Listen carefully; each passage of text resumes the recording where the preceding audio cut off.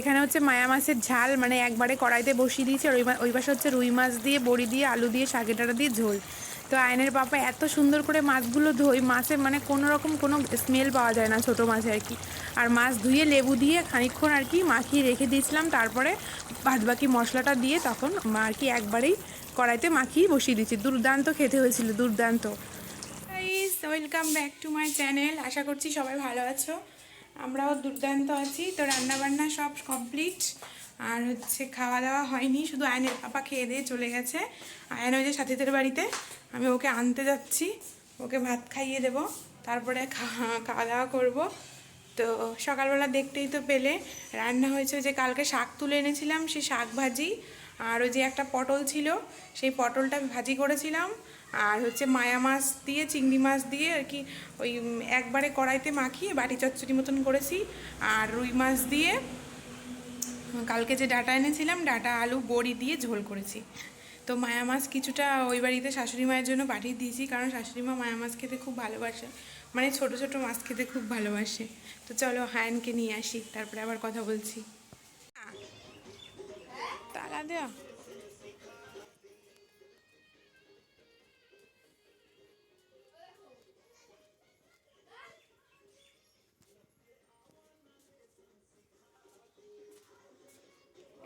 ভাত খাবি তো?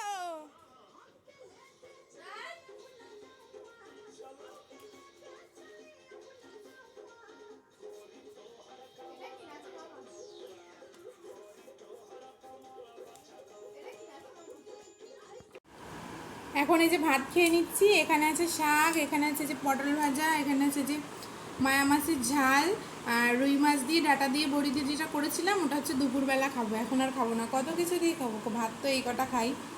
তো চলো খাওয়া দাওয়া সেরে নিই, তারপরে আবার তোমাদের সাথে কথা বলছি। আয়ান চলে গেছে আবার খেয়ে দিয়ে সাথীদের বাড়ি।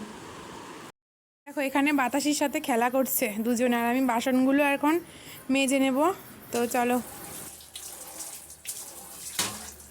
তো এখনও কত কাজ বাকি, সবে তো খাওয়া হলো। কি বলো তো, আয়নের পাপা হচ্ছে এখন সকাল সকাল দোকানে চলে যাচ্ছে, মানে 8 সাড়ে 8টার মধ্যে দোকানে চলে যাচ্ছে, কারণ দোকানে প্রচণ্ড গরম পড়ে। ওই জন্য বলছে সকাল সকাল যাবো আর সকাল সকাল চলে আসবো। শীতকাল হলে হয়তো দুপুরবেলা দেরি করে আসতে পারে, কিন্তু গরমকালে অনেকটা গরম হয়, তো ওই জন্য 3টের পরে নাকি দোকানে থাকাই যায় না। তাই বলছে আমাকে সকালবেলা তুমি মানে এমনি রাত্রেবেলা ভাত করে রেখো, ওই ভাত খেয়ে চলে যাবো। আমি বলছি না, তোমার তো ঠান্ডার প্রবলেম, তো আমি সকালবেলা উঠেই নাই রান্না করে দেবো। তো ওই জন্য সকালবেলা উঠে তাড়াতাড়ি আগে রান্নাটা করে দিই, খেয়ে বেরিয়ে গেলে তারপরে আমি বাদবাকি সমস্ত কাজ আস্তে ধীরে করি। আর হচ্ছে তোমরা তো জানোই যে উপরে প্রচণ্ড পরিমাণে গরম থাকে, নিচের তলাতে একটু ঠান্ডা থাকে, কিন্তু উপরে কিন্তু প্রচণ্ড গরম থাকে। ওই জন্য আমাকেও তাড়াতাড়ি কাজ করে 1টা-1:30টার মধ্যে ঘরে চলে যেতে হয়। তারপরে বিকেলবেলা যখন রোদটা কমে, তারপরে আবার বাদবাকি কাজগুলো, বিকালের যে কাজগুলো থাকে সেগুলো আবার সেরে নিই। তো তোমরা হয়তো ভাববে যে হচ্ছে বেসিন থাকতে এখানে কেন মাজি। তো এখানে মাজতে আমার বেশি ভালো লাগে, কারণ এখানে পাশেই রান্না করি, এখানে সামনেই হয়তো কলটা পড়ে আর কি, টাইম কলটা। তো এখান থেকে মেজে ধুয়ে একবারে যায়। তো বেসিনেও মাজি না এমনটা না, বেসিনেও মাজি, মানে যখন যেখানে ভালো লাগে সেখানেই মেজে নিই। কিন্তু এই যে কড়াই ঠড়াই হয় না, ডেস্কি কড়াই, এগুলো একটু বেশি ডোলে ডোলে মাজতে হয়, ওই জন্য এগুলো এখানে বসে কী বলো তো, মানে তেল জাতীয় বাসনপত্র না, মানে কসবাইটের সাথে ছাই না মিশিয়ে মাজলে আমার ঠিক ভালো লাগে না। আর যেগুলো এমনি থালা বাসন হয় সেগুলো হয়তো ঘরে বেসিনেই মেজে নিই এমনি সাবান দিয়ে, কিন্তু কড়াই তারপরে ডেস্কি এগুলো কসবাইটের সাথে একটু সাবান মাখিয়ে তারপরে মাজি, বেশ চকচকে আর ঝকঝকেও হয় ওই জন্য। তো আর এই জায়গাটা দেখছো না, এই জায়গাটা আমি প্রত্যেক দিন আর কি মানে ধুয়ে দিই, কিন্তু ওই কালিগুলো না অ্যাসিড না দিলে কিছুতেই উঠতে চায় না। তো কিছুদিন পর পর অ্যাসিড দিই, অ্যাসিড দিয়ে পুরোটা ডলে দিই, একদম চকচকে ঝকঝকে হয়ে যায়। দেখেছো কড়াইগুলো কেমন চকচকে ঝকঝকে হয়ে গেছে, কিন্তু ঘরে যদি আমি বেসিনে মাজতাম শুধু সাবান দিয়ে, এত কখনোই মানে চকচকে ঝকঝকে হতো না। আর কড়াই ঠড়াই একটু চকচকে ঝকঝকে না হলে পরের বেলা রাঁধতে ইচ্ছা করে বলো, ওই জন্যই আর কি। মাছ ধুতাম যে লবণ দিয়ে, সেই লবণের কোটোটা শেষ হয়ে গেছে, ওই জন্য একবারে লবণের কোটোটা ধুয়ে ঠুয়ে একদম রেখে দিলাম। আবার হচ্ছে মাছ ধোয়ার জন্য কি কমা লবণের প্যাকেট তো নিয়ে আসে। তো দেখো এখানে হচ্ছে এই যে ভালো করে একটু ধুয়ে নিলাম, কিন্তু বললাম না কালিটা ওঠে না, তো এই পাশটা ঝাড় দিয়ে আর কি ফেলে দিচ্ছি, ওইভাবে ড্রেন দিয়ে জল মানে নিচে চলে যাবে। তো খুবই অসুবিধা হয় বলো, মানে এখন ভাবছি উপরে ঘর করার পরে যে নিচে ঘর হলেই ভালো হতো, উপরে কেন হলো।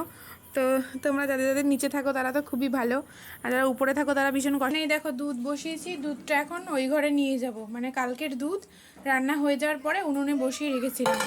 তো দুধটা ওই ঘরে নিয়ে গিয়ে তারপরে একবারে উনুনটাও লেপে রাখবো, কারণ আজকে তো রান্না করব না, রাত্রেবেলা গ্যাসে রান্না করব, রুটি হয়তো করব।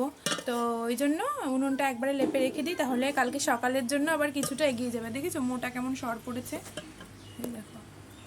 এটা হচ্ছে এগুলো উনুনের পাশে কি বলতো, ওই যে নারকেলের পাতা পুঁতি দিয়ে জাল দিয়েছিলাম, তো ওই জন্য মানে হচ্ছে নোংরা পড়েছে। তো চলো, দুধটা গরম আছে একদম, তো এই ঘরে নিয়ে যাই। বাইরে প্রচণ্ড রোদ, আর এখানে এই যে আয়ান খেলা করছে এই যে বাতাসের সঙ্গে।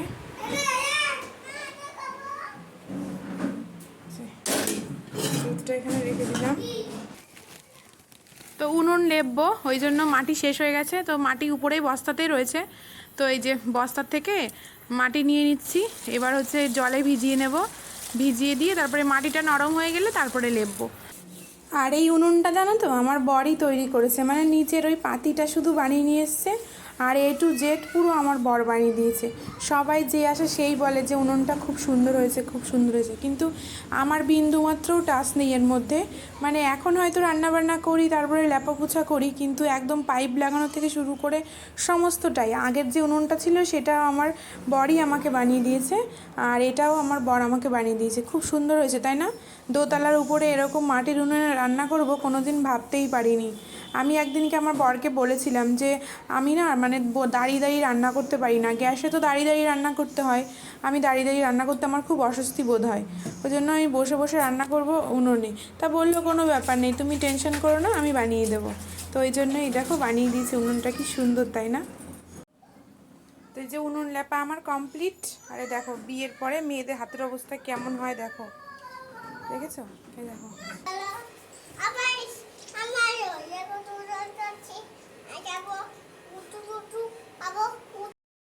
দেখেছো, সোনা তোমাদেরকে বলে দিল হ্যালো গাইস কেমন আছো, এই যে আমি লেবুর রস খাচ্ছি। তো সোনাও ব্লগিং করা শিখে গেছে। আর এই দেখো সোনাকে আমি এখন মৌসম্বি লেবুর জুস করে দিচ্ছি, দুটো করে ওকে ডেলি মৌসম্বি লেবুর জুস খাওয়াই। ছোটোবেলায় তো চামচে করে খাওয়াতে হতো, কিন্তু ও খেতে চাইতো না, এখন একটু একটু খায়। এই দেখো 1 গ্লাস জুস হয়ে গেছে।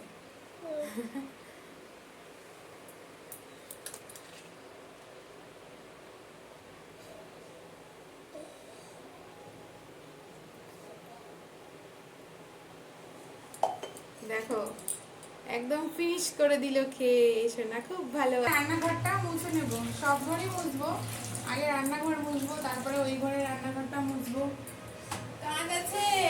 এই বেডরুমটা ভালো করে মুছে নেব, আর আজকে হচ্ছে এটা দিয়েই মুছছি, হাত দিয়েও মুছি, এটা দিয়েও মুছি। যখন বেশি নোংরা হয় তখন হাত দিয়ে মুছি, আর যখন এমনি ডেলি মুছি যখন 2-3 বার করে, তখন এইগুলো দিয়েই মুছি। ঘর মোটামুটি আমার 2-3 বার মুছতে হয়। তো এই দেখো এই পাশটা মুছে নিচ্ছি, এবার আমি ওই হল ঘরটাকেও সুন্দর করে মুছে নেব। তারপরে আমি হচ্ছে সোনাকে স্নান করিয়ে দেবো, নিচে ঝাড় দিতে হবে, তারপরে বাইরে একটু মুছতে হবে, মানে কাজ আছে প্রচুর। তো টুকটাক করে করতে থাকি, আর তোমরা দেখতে থাকো টুকটাক করে।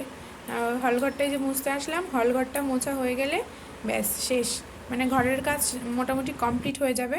তো এই দেখো হলঘরটা মুছে নিয়েছি, একদম পুরো চকচকে ঝকঝকা করছে। একটু লাইজল দিয়েছিলাম, লাইজল দিয়ে ভালো করে মুছে নিয়েছি, আর হ্যাঁ ফিনাইলও দিয়েছিলাম।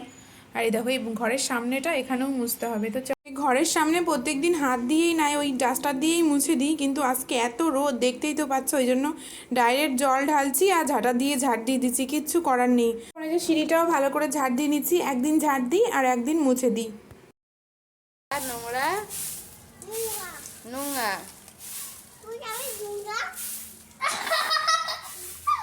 বদমাস ছেলে বল। ইয়ে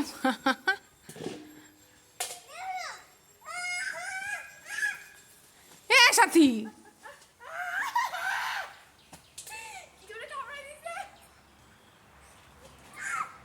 দে দে, কামড়ে দে, কামড়ে দে, কামড়ে দে। সাথী থাক না, এমনি ঢিল ছুড়ে মার, ঢিল মার, ঢিল মার, হ্যাঁ ঢিল মার।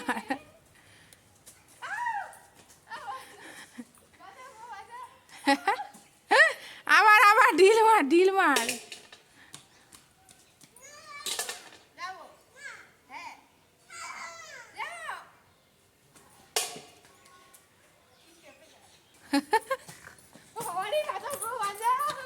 তোমাকে মারি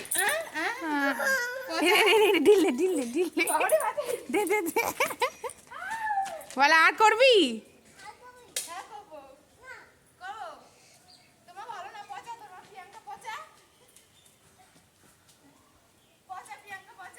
তো গাইস এখন আমাদের ঝাটফাট দেয়া কমপ্লিট, ঘরটার মোছা সকাল থেকে সমস্ত আর কি কাজ করা কমপ্লিট। এখন যে স্নান করব আর আয়নকেও স্নান করিয়ে দেব।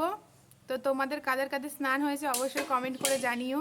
তো দেখো ঘেমে টেমে পুরো স্নান, কারণ সমস্ত কাজকর্ম করতে করতে না ঘেমে গেছি। এখন স্নান করতে পারলেই একদম শান্তি। তো ওই দেখো আমাদের কল আছে, নিচেও কল আছে ওই দেখো, কিন্তু উপরে থাকি জন্য। আর এই নিচে হচ্ছে আমার ভাসুর আর দেওর থাকবে। এখনও ওরা ঘরে ওঠেনি, আমরা উপরে উঠে গেছি। তো শ্বশুর শাশুড়ি এখানে চলে আসবে সবাই। তো এখনও এই ঘরটা পুরোপুরি কমপ্লিট হয়নি, উঠবে আর কি ঘরে কমপ্লিট হলেই। তো তোমাদের একদিন অবশ্যই হোম ট্যুর করে দেখাবো। তো কে কে হোম ট্যুর দেখতে চাও আমার ব্লগে অবশ্যই কমেন্ট করে জানিও। তো তাহলে খুব শীঘ্রই দেবো। তো এখন এই যে আয়ন খেলা করছে, সাথে সাথে যে মারামারি করছে। তো ওকে নিয়ে এখন যাব উপরে, স্নান করিয়ে দেবো, তারপরে ওকে ভাত খাইয়ে ঘুম পাড়িয়ে দেবো, আমিও স্নান করে নেব। তো চলো আবার স্নান করে নিই, তারপরে আবার দেখা হচ্ছে।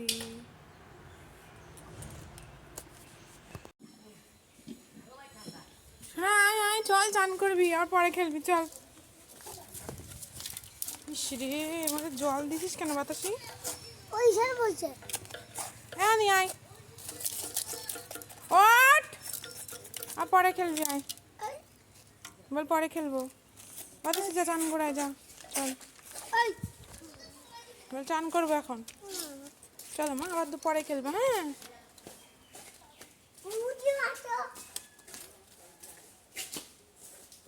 আর না। তো গাইস এখন সোনাকে যে স্নান করিয়ে দেবো, তারপরে আমি স্নান করব। সোনাকে প্রথম থেকে এই যে সর্ষের তেল মাখাই, এই দেখো একদম খাঁটি সর্ষের তেল, মানে ঘরের তৈরি সর্ষে ভাঙিয়ে নিয়ে এসেছিল।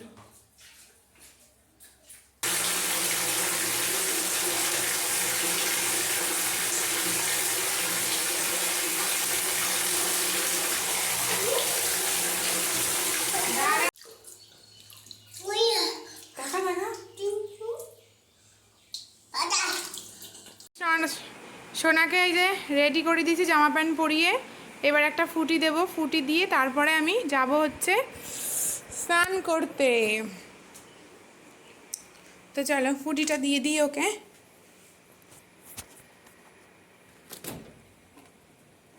যে ফুটি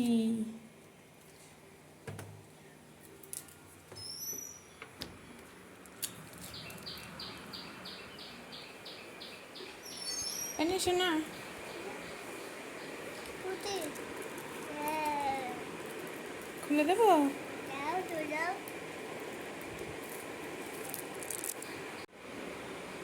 তুমি খাও। হ্যাঁ আমি স্নান করে আসি। হ্যাঁ প্যানগুলো কাচবো, কেচে তারপরে যে স্নান করবো। তো চলো স্নান করে তারপরে আবার তোমাদের সাথে কথা হচ্ছে।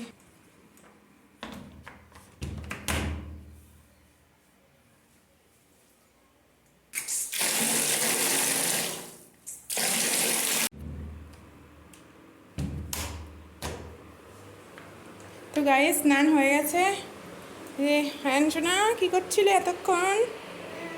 চলে আসলাম, এখন সোনাকে খাইয়ে দেবো, খাইয়ে দাইয়ে তারপরে জামা কাপড়গুলো কেটেছে এগুলো মেলে দিই। চলো এই যে খাইয়ে দাইয়ে ঘুম পাড়িয়ে দিয়েছি, এবার একটু আমিও শুয়ে নেবো ওর পাশে।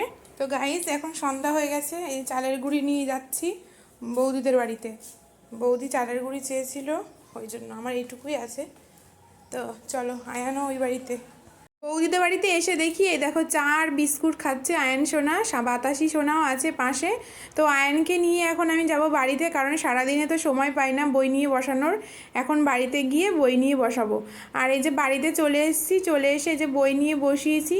তাহলে ফ্রেন্ডস, তোমাদের কাছ থেকে আজকের মতো এখানেই বিদায় নিচ্ছি, না হলে ভিডিওটা অনেক বেশি লম্বা হয়ে যাবে। আর প্লিজ লাইক করো আর কমেন্ট করে জানিও ভিডিওগুলো ভালো লাগছে না খারাপ লাগছে। আর সাবস্ক্রাইব করে আমার পাশে থেকো। তো চলো আজকের মতো এখানেই শেষ করছি, টাটা, বাই বাই।